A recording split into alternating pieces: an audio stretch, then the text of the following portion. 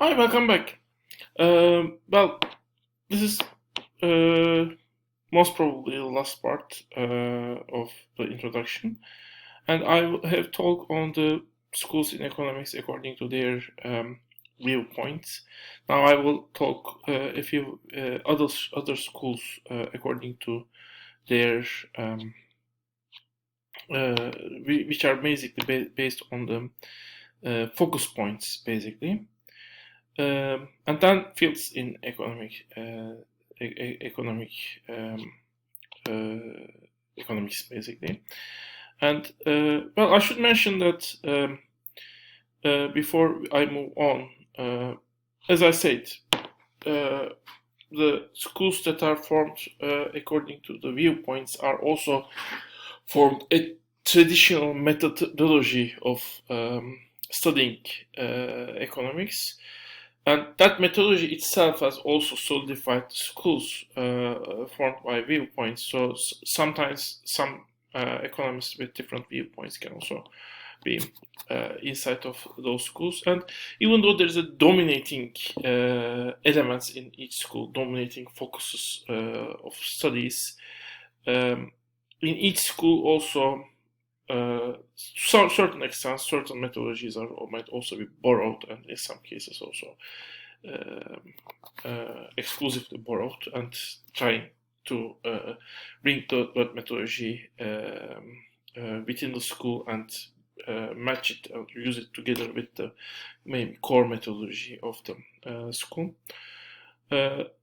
So just note that even though at their core there is a division according to the viewpoint in these schools, those divisions can be flexible.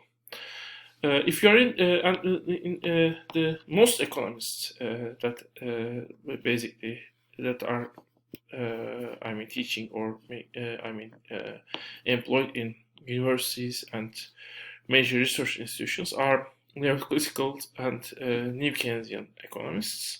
Post-Keynesian economists are now becoming relatively more popular. Marxian economists are kind of, you hear them, they can sometimes be popular, but in academia, they are still a very significant minority. Neoclassical and new Keynesian schools are more or less the dominant schools, and in this course, you will basically see their viewpoints and their models. I'm also teaching a separate course called Marxian economics. If you are interested in the Marxian economics viewpoint and the framework, you can take that course. It's open to all university students. But anyway,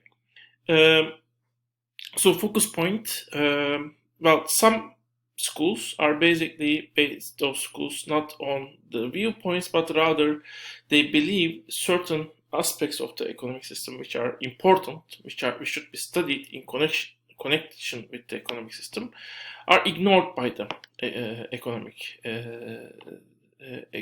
economists in general.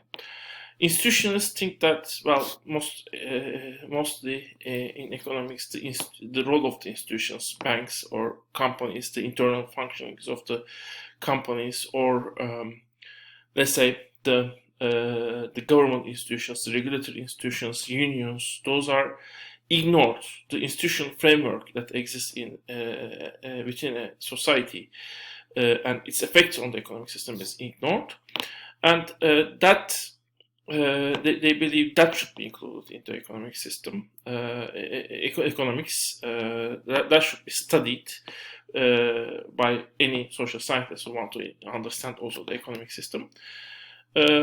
And they are also very much in relation with the post-Keynesian group because they think institutions are important in determining how economic system is functioning. So, in other words, having a market economy is not enough. You should also have the right institutions, or the institutions should function in the right way to run the system in the most efficient way. So, as I said in the post-Keynesian part, also they have connections, post-Keynesians and institutionalists. Feminists believe gender relations, and especially family, in which those gender relations are, according to most of them at least, being formed and defined is critical, and you should basically have also that aspect in economic study of economy. And basically that aspects affects different sides of the economic system, or how the economic system is serving or meeting the wealth, the needs and wants of the society, as well as the resources offered by the individuals, family members, families to the economic system. Environmentalists think that the connection between the environment and the economic system is necessary, especially if we consider the resource side, how environment is providing the resources to the economy, and how it is the welfare the economic system really creates also is also determined by the impact of the economic system on the environment. So they think that that relation should be studied in a more detailed way. So these are 3 examples. There are some other schools based on focus points. You can look to them. And then you have fields of economy. Microeconomics, macroeconomics, I have also already mentioned. Microeconomics mostly considered on a specific market production of or purchase, sale of a particular good or commodity, which can be defined as broadly as you want, like food, or as narrowly as possible if you want, Coca-Cola, or I don't know, carbon-based drinks maybe. Macroeconomics is considered on the mostly studies the national economy as a whole, although it looks to different elements, but it looks to those elements in connection with the whole economic system. Just like macroeconomics looks to the different elements of the markets, producers and consumers, and sometimes intermediate agencies, although in this course we don't want to see them much, in connection with the whole market of that good, basically, or commodity. Anyway, there are some other fields to which most of which we have some courses that are open for the economics students. Behavioral economics is basically it studies how the psychological characteristic of an individual affects the economic system. Usually at micro level, but although the macro level, you can also look to the macro level in financial system. In financial system, for example, the effect of this psychology. But usually in economic system, we ignore this psychology and we assume a certain type of behavior based on their base interest defined by kind of our modeling.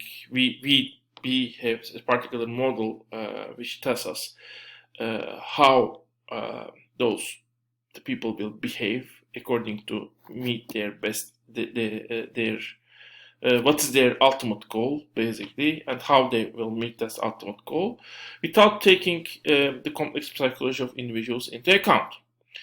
Behavioral economics, is a field where this complex psychological details are added to the equation, and it has some interesting and in some cases strange results, which cannot be which contradict with the core definition, core assumptions of the results that are based on core assumptions of the economists. For example, people are self-restricting their behavior. For example, they sometimes don't want to be as free as possible in their future decisions, but they make a decision which restricts their decision making in the future because they don't trust themselves. They think they might, for example, spend the money. So they want to prevent themselves spending money in the future for 1 month or 1 year, so that they can make sure that they have the money at the end of the year. So people might behave in some cases in unpredictable ways. Anyway, in behavioral economics, you can see that. And development economics is basically after Keynes has shaped the macroeconomics. Usually, growth and increase the production level or living standards on average has become secondary, and stability of the economic system has become the more important, the most studied part of the aspect of the macroeconomics. But some countries like Turkey and other Latin American countries, East Asian countries, they still had a significant level of poverty, and they were interested still on how to increase the growth rates enough to decrease the poverty to very low levels and become a developed country. While developed countries after World War II, they had raised poverty to very small levels. So they were not interested that much on, increasing the production level to even higher levels. Stability was, to some extent they were interested, but stability was their main interest. So development has become mostly a field that was serving to the developing countries. Turkey was included in that definition. And it's considered on how to increase the production level of a country. I mean, what are the factors that contribute to that, and how increasing production level is connected to the living standards, the life standards of the individuals in a country. International economics is considered how we will see that in a brief last chapter, how the effect of outside world is basically affecting the national economies, both financial system, trade, migrants. You can say, you can think different aspects of international relations, economic relations.